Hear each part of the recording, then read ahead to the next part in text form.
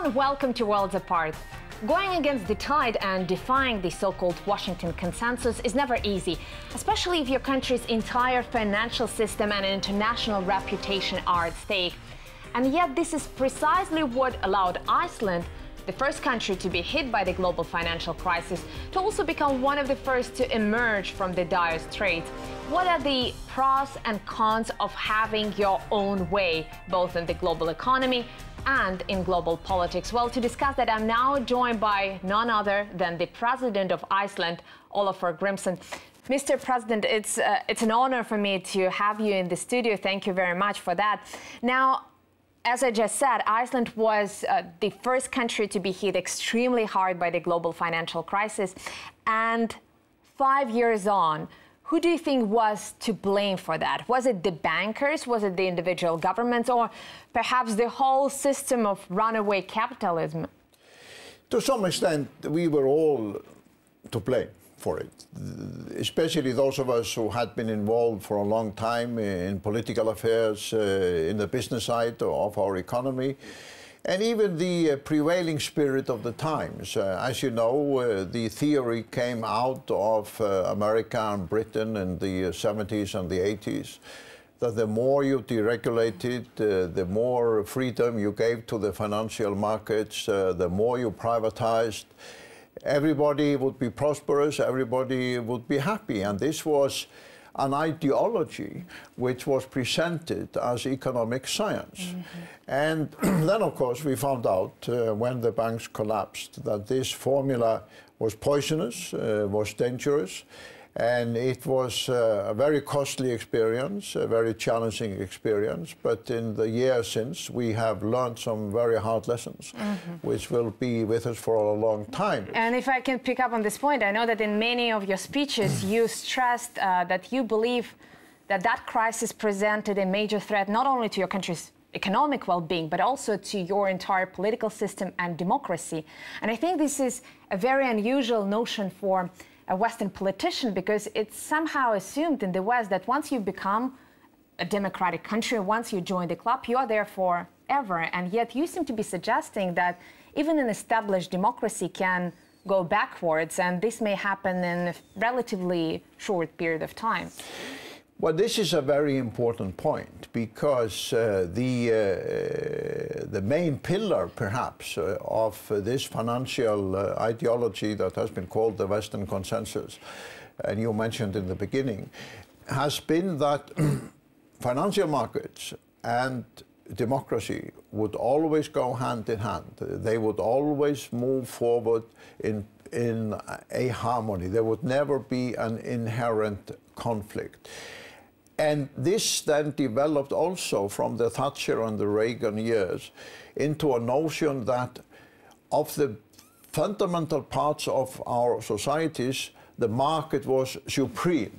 So politics and society became very secondary. It was supposed that the markets would bring democracy, social harmony, and everything else. And Iceland was a very interesting testing case for this theory, because it is difficult to find a country which is more peaceful, more secure, with a democratic tradition ranging back to a parliament which was established 1,000 years ago. But within a few months after the banks had collapsed, this solid, strong democratic tradition was fundamentally threatened. There were riots in the streets, the police had to defend the parliament day and night, had to prevent the crowd from taking over the central bank. We had almost a revolutionary situation. And when a country like Iceland, with such long democratic traditions, faces such a challenge, what would you expect from, well, countries who have been less fortunate historically, who couldn't develop, who don't have such a long history of democracy and peaceful development as Iceland? If I may just make that point, because what happened in Iceland is a demonstration of how the breakdown of the financial system can threaten democracy in one of the most secure democratic countries in the world. Then imagine, as you were saying, what can happen in countries that only have a few decades of but democratic history. But we don't even have to imagine. We can look at the Arab world, for example, countries that don't have established democratic traditions. They very quickly reverted to violence, and some of that violence was not only driven politically, but also economically. I sometimes mention the fact, which we tend to forget in Europe, that during the first years of my life, there were only 6 democracies in Europe. The rest of Europe sort of under either fascist, Nazi or communist dictatorship. So even in Europe, the future of democracy is not given, and the financial crisis has taught us this, that we cannot move forward on the assumption that whatever we do, democracy is going to be secure. That's not the case, and the banks, the financial markets and the economic authorities in every country carry an enormous democratic responsibility. And that is, to acknowledge that, is something new, because for over 30 years, the prevailing theory was the markets, the companies, the banks don't carry any democratic responsibility. Absolutely, and I think many of your counterparts in continental Europe would argue that democracy has by now taken over Europe, but yet, if we look at just this recent history, Iceland was one of the very few, if not the only country, to actually consult its people on whether to bail out the banks. And I think the treatment that your country was subjected to for just asking its people was less than friendly. Your country was called names. You were threatened that nobody will ever deal with Iceland ever again. You even had an anti-terror legislation invoked against Iceland by Britain. I wonder if you, as president, were surprised by all these campaign of intimidation from your traditional Well, allies. I was not only surprised. I mean, it created surroundings for the most difficult decision I have ever had to take. Because when, in the beginning of 2010, we had tried to negotiate with Britain and the Netherlands in order to get the IMF program for Iceland going, we had the so-called ISAVE agreement. And this agreement, which was forced on us by a pressure executed by almost every government in Europe, meant that ordinary people of Iceland, farmers, fishermen, teachers, nurses, would have to pay through their taxes for decades for the failure of the private banks. So I came to these crossroads. Should I let people decide or just surrender to these threats?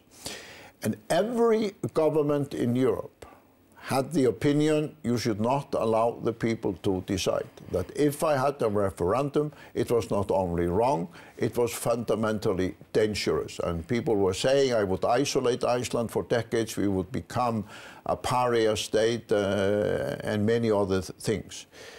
But my view was this: when I had analyzed this issue in its complex way, there was a very simple truth at the bottom, and that was the choice. What is more important? Democracy, the will of the people, or the interest of the financial markets? And I've said to many leaders in Europe in recent years, what is Europe's major contribution to the world? It's not financial markets. Europe's most important contribution to the world is democracy, the rule of law, and human rights. Well, and when Europe faces a fundamental crisis of its own, why don't we go with the elements that have been the most important European contribution to the world? But I think when we speak about democracy, some people would argue that for the Western world, it has become a sort of ideology, and an ideology that you press upon others very harshly. But when I agree with you there. I've often said that. It has taken us in Western Europe decades and centuries to develop the kind of democracy. So this whole notion that Europe has always been in an easy way democratic and it's an easy journey to take on, and therefore other countries should become democratic in 5 years or 10 years, it's completely unrealistic. I don't know if you would agree with me, but in the beginning of this crisis, there were a lot of efforts, or at least some efforts, to reconsider the principles on which the global economy is run. And some politicians, many decision makers, were talking about the need to, readdress those principles. But I would argue that, nowadays, essentially the tyranny of the status quo, borrowing the phrase from Milton Friedman, seems to be prevailing. Do you think the world has really learned the lessons of the crisis? Do you think the underlying reasons for that crisis have been addressed? You're absolutely correct that the re-examination that many of us thought would then take place kind of fizzled out and disappeared from the agenda. Then again, of course, there are some lessons that have been learned, and it was very interesting when the IMF program was over in Iceland. We gave a farewell conference to the IMF. I think we are the only country that has formally had a farewell conference when the IMF program was over. And the high officials of the IMF were intellectually honest enough to acknowledge that maybe they had learned more from dealing with the Icelandic crisis than they had taught us. And now we know that what they were arguing with respect to us, and more than arguing, what they were advocating and pressurizing us to do, turned out to be not only economically wrong and democratically wrong, but also illegal. I think they absolutely have to have the moral and intellectual honesty to concede that, but that would also require reassessing the whole economic theory, the so-called economic orthodoxy that you so often refer to. And I already mentioned Milton Friedman, one of the gurus of Western economic thought, and I know that back in the 80s you had a chance to debate with him, and what struck me about that debate is that he used the phrase welfare state in an almost pejorative sense, and at some point he almost accused you of siding with the communists and the oppressors. Let's listen to what he had to say about your ideas at the time. Those societies that have tried to carry out the views you're now expressing are the societies of misery, of tyranny, of slavery. The ideas you're expressing are the ideas that were expressed by the leaders of the Soviet Union. They were the ideas that were expressed by the leaders of China. They are the ideas that have been expressed in every country that has sought to go down the direction you're describing, has ended up with tyranny and misery.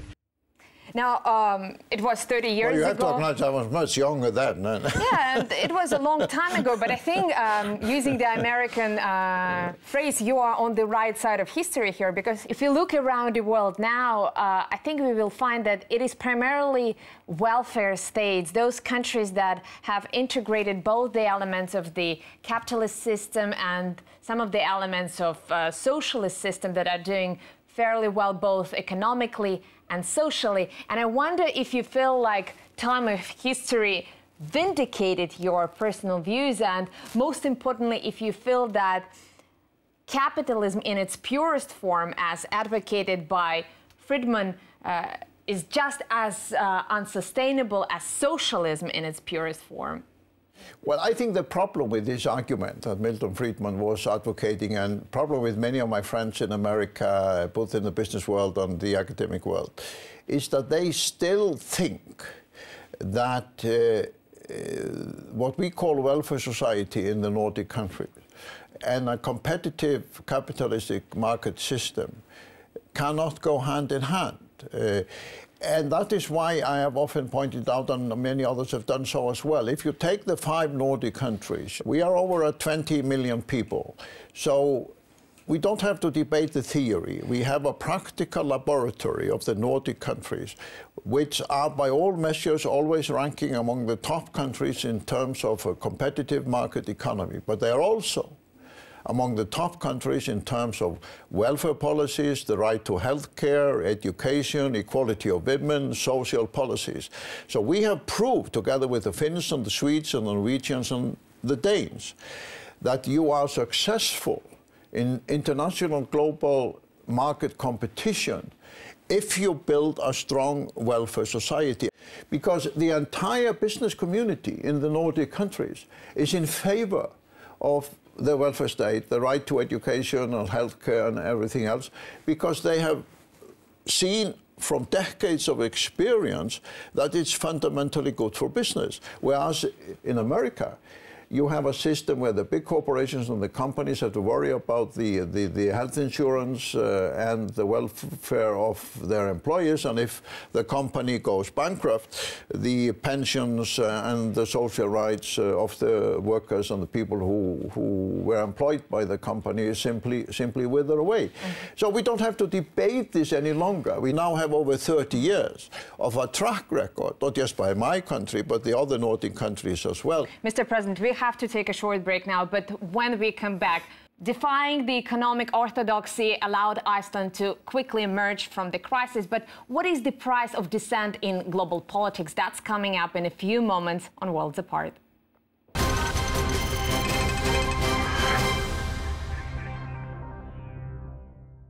Welcome back to Worlds Apart, where we are discussing the pros and cons of doing it your way with Iceland's President Ólafur Grímsson. Mr. Grímsson, Iceland seems to be so far removed from the rest of the world. I wonder if you yourself and your people pay any attention to what is happening in the rest of the world. I'm sorry for putting it so bluntly. What I mean, of course, is the major geopolitical events and the geopolitical clash over Syria. Do you think there is any interest in that in your country? Of course, Iceland is a country which is an integral part of the global community, and the people of Iceland follow very closely events, human rights issues, situation of war and refugees in other parts of the world. So we try to play our part, both through our membership in the United Nations, in NATO, and in other organizations. I know that your country has a long-standing policy of neutrality. You don't have a standing army in Iceland. I wonder, where does it leave you? Where does it leave Iceland on the issue of military intervention? Do you support it alongside most of the European countries, or do you oppose it? Well, I don't think it is a true statement to say most European countries favor a military invention. I think, on the contrary, I think most European countries, leaders have spoken I think in favor most of European countries have welcomed the results of the dialogue between Russia and the United States, between President Putin and Obama and your foreign minister and the Secretary of State. And I had a meeting with Ban Ki-moon just 2 days ago, and the essence of our discussion there was our strong support for the United Nations as the legal framework for dealing with these issues. Because if you look at the experience of Iraq, of the Middle East, the situation in Syria and elsewhere, you draw one lesson from this experience, that it's an extremely complicated territory, that you have conflicting historical, religious, and even tribal interests. And for us in the West to try to superimpose our political model on a territory which is almost completely without such a history can lead to disastrous results. You mentioned, we talked about in the first part about this idea of economic orthodoxy and the pressure of the consensus. And I wonder if you can apply the same idea to the political sphere, because I think many people in Russia would feel similar to what you felt 5 years ago on the economic side, that once you go against the tide, once you challenge the predominant, in this case, Western opinion, you're subjected to all sorts of shaming, you're subjected to all sorts of incriminations.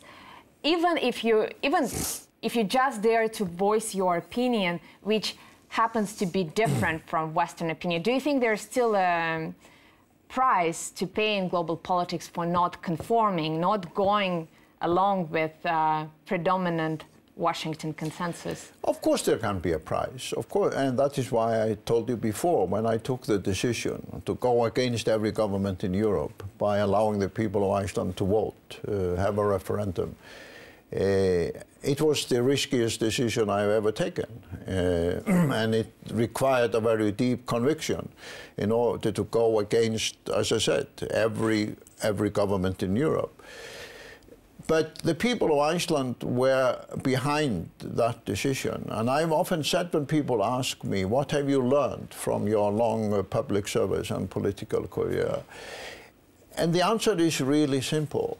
to trust the people, and I mean the ordinary people, their inner wisdom and their guidance. They are often much more sophisticated in their analysis of what matters than the so-called experts or the leaders of countries. And when we approach other parts of the world, we should also humbly remember in Europe that it was not easy for us to become democratic. It was a costly exercise. And it took you a lot of time. There were millions and millions of Europeans who died in European wars and European conflicts within the lifetime of myself and my parents in order to make Europe democratic. So for us in Europe, to try to tell other parts of the world that there is somehow a magic formula where you can create democracy and a society of human rights in a matter of few years cannot be told from our own European experience. And if it didn't succeed for us,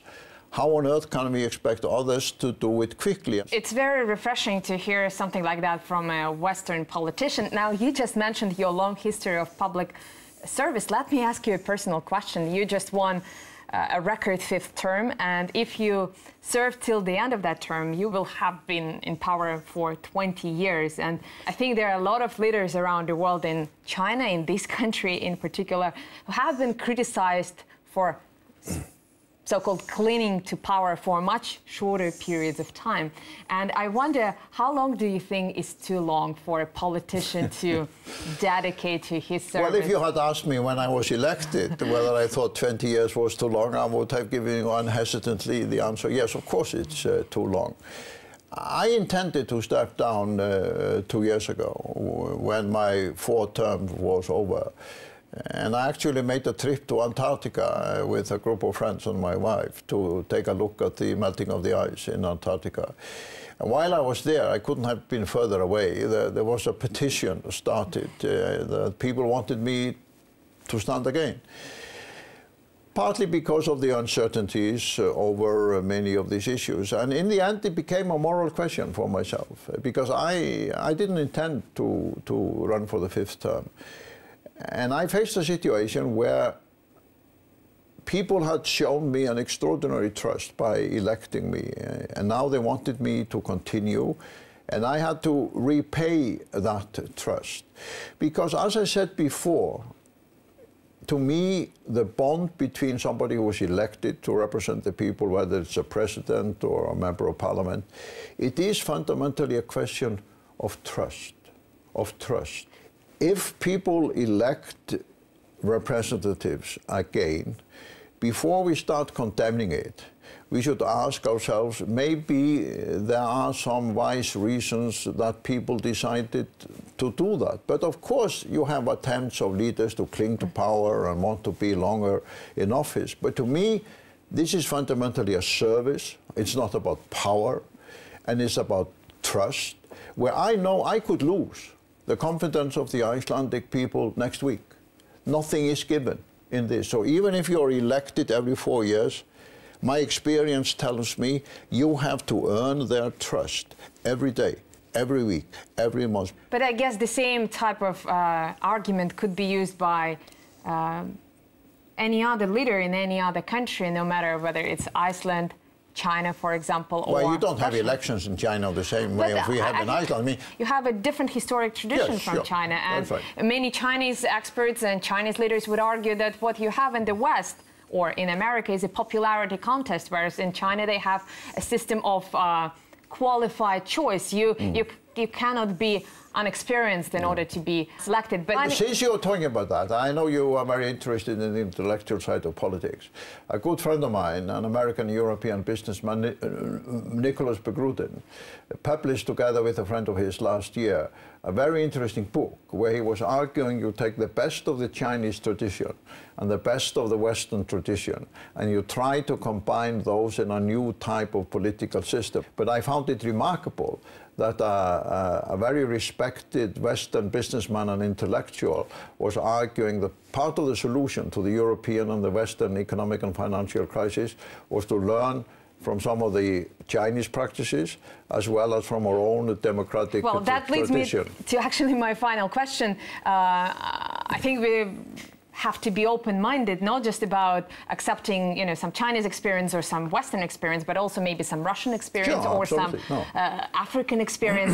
But staying on the issue of Russia and China, I think what's interesting about the relation between the West and these two countries is that some Western countries cannot afford not to deal with Russia and China, but they're sort of embarrassed about having to do that. And what's interesting to me personally about Iceland is that your country seemed to be very open-minded about dealing with, you know, all sorts of countries without passing moral judgments. And I wonder, why don't you feel confined to any particular group? Because obviously you belong to the West, you are a European country with supposedly European democratic values, and yet you can afford to be open-minded about dealing with the world. No, this is a very interesting point.